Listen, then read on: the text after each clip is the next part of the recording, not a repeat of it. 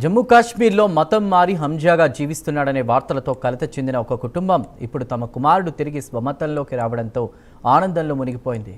బిజ్నోర్కు చెందిన యువకుడు విశాల్ కొన్ని రోజుల క్రితం వరకు వివాదాల మధ్య వార్తల్లో నిలిచినా ఇప్పుడు గ్రామ ఆలయంలో ప్రత్యేక పూజల మధ్య ఘర్ వాపసీ చేసుకుని తిరిగి తన కుటుంబంతో కలవడం స్థానికంగా భావోద్వేగ వాతావరణాన్ని సృష్టించింది. గ్రామస్తుల హర్షధ్వానాలు, కుటుంబ సభ్యుల ఆనందం మధ్య జరిగిన ఈ ఘటన ఉత్తరప్రదేశ్లో మరోసారి ఘర్ వాపసీ అంశాన్ని జాతీయ చర్చగా మార్చింది. అయితే ఇది అసలు బలవంతపు మత మార్పిడేనా లేక రాజకీయంగా మారిపోయిన మరో సున్నితమైన వివాదమా? Let us watch.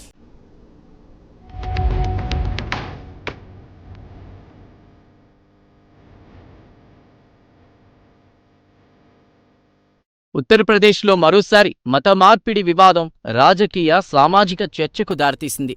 బిజ్నోర్కు చెందిన యువకుడు విశాల్ జమ్మూ కాశ్మీర్లో బలవంతంగా మతం మార్చుకోవాల్సి వచ్చిందనే ఆరోపణలతో ఈ ఘటన వెలుగులోకొచ్చింది. కుటుంబ సభ్యుల కథనం ప్రకారం విశాల్ కొన్నేళ్లుగా జమ్మూ కాశ్మీర్లో ఒక సెలూన్లో పనిచేస్తుండగా అతని స్నేహితుడు వసీం సహా కొందరు కలిసి అతన్ని ఇస్లాం మతంలోకి మార్చి హంజా అనే పేరుతో పరిచయం చేసినట్లు ఆరోపిస్తున్నారు. ఈ విషయం సోషల్ మీడియాలో వైరల్ అయిన వీడియోల ద్వారా కుటుంబ సభ్యులకు తెలిసిందని చెబుతున్నారు.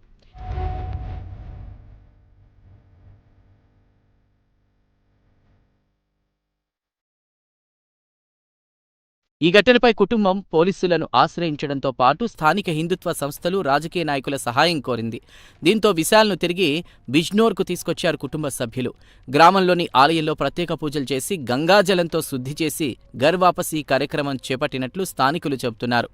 గ్రామస్తులు, కుటుంబ సభ్యులు అతను తిరిగి తన సొంత మతానికి మారడంతో సంతోషం వ్యక్తం చేస్తున్నారు. అయితే ఈ వ్యవహారంపై మరోవైపు అధికారిక దర్యాప్తు, వాస్తవ పరిస్థితులు ఏమిటన్న అంశం కూడా చర్చనీయాంశంగా మారింది.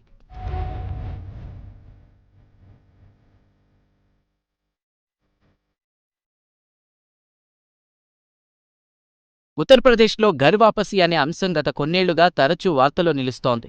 హిందుత్వ సంస్థలు దీన్ని తిరిగి స్వమతంలోకి తీసుకురావడంగా అభివర్ణిస్తుంటే విమర్శకులు మాత్రం దీనిని కూడా మతమార్పిడిగానే చూడాలని వాదిస్తున్నారు. ముఖ్యంగా పశ్చిమ యూపీలో ఇలాంటి కార్యక్రమాలు పలు సందర్భాల్లో పెద్ద ఎత్తున చర్చకు దారితీశాయి.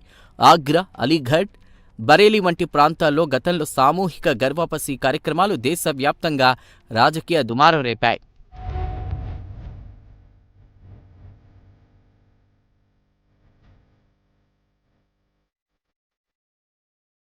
ఇలాంటి పరిణామాల మధ్యే యోగి ఆదిత్యనాథ్ ప్రభుత్వం 2020లో చట్టవిరుద్ధ మతమార్పిడి నిషేధ చట్టంను అమల్లోకి తీసుకొచ్చింది. ప్రేమ వివాహం, ప్రలోభాలు, బెదిరింపులు లేదా మోసాల ద్వారా జరిగే మత మార్పిళ్లను అడ్డుకోవడమే లక్ష్యమని ప్రభుత్వం చెబుతోంది. ఈ చట్టం ప్రకారం బలవంతపు లేదా మోసపూరిత మత మార్పిళ్లకు కఠిన శిక్షలు విధించే అవకాశం ఉంది. అలాగే స్వచ్ఛందంగా మతం మార్చుకోవాలనుకునేవారు ముందుగా జిల్లా అధికారులకు సమాచారం ఇవ్వాల్సిన నిబంధనలున్నాయి.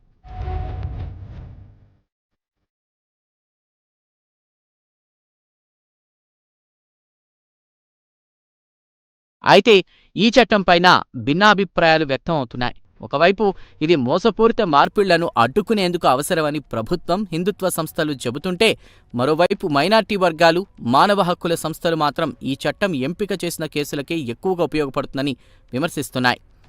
ఇక ఇప్పటికే యూపీలో మత మార్పిళ్ల అంశం అత్యంత సున్నితమైన సామాజిక, రాజకీయ అంశంగా మారింది. ఒకవైపు వ్యక్తిగత విశ్వాస స్వేచ్ఛ, మరోవైపు బలవంతపు మార్పిళ్ల ఆరోపణలు. ఈ రెండింటి మధ్య సమతౌల్యం ఎలా సాధించాలన్న ప్రశ్న పెద్ద చర్చగా నిలుస్తోంది. బిజ్నోర్ ఘటన కూడా ఇప్పుడు అదే చర్చను మరోసారి జాతీయ స్థాయిలో ముందుకు తెచ్చింది.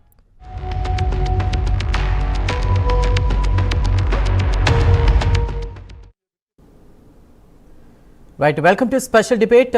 తెలంగాణలో ధాన్యం చుట్టూ రాజకీయం నడుస్తోంది. రైతుల ప్రాణాలు పోతున్నా పంటలు కొనరా అని ప్రశ్నిస్తూ